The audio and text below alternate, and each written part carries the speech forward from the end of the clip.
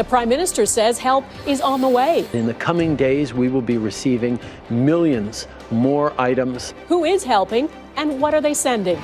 Plus, new details on travelers who land in Canada and could be quarantined.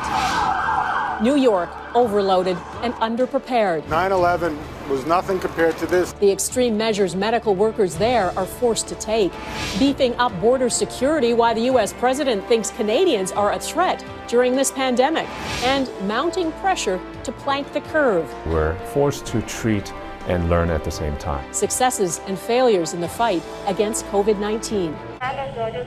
When China was scrambling to deal with the initial outbreak of COVID-19, Canada stepped up to help, sending all kinds of medical equipment to Hubei province. We recognized from the very beginning that this is a global crisis that requires global cooperation and response if we are to keep all of us safe. Indeed, and China is thinking along the same lines. Because now that Canada is scrambling to contain its own outbreak, China is stepping up and is preparing to send Canada millions of items, ventilators, surgical masks, shields, and so on.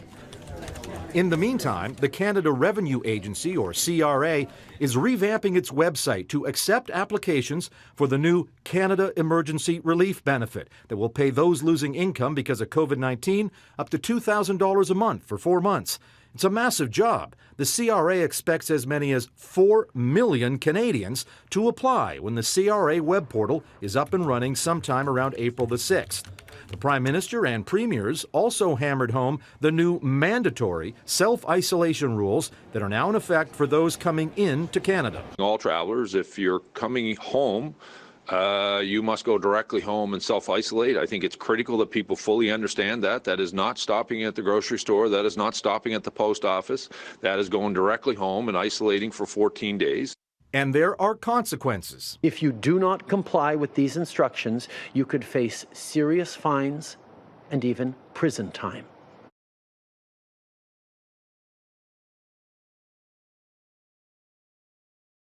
Calling this the Chinese virus. There are reports of dozens of incidents of bias against Chinese Americans in this country.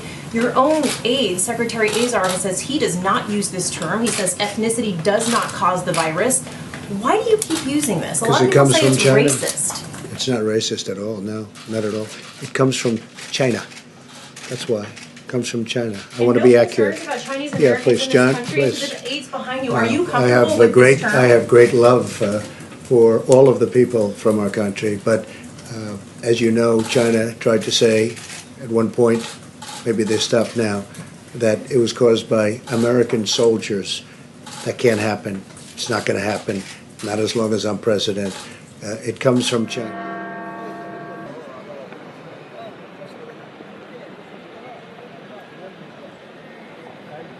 Abbiamo bisogno di tenere lo sguardo fisso su Gesù, autore e perfezionatore della fede.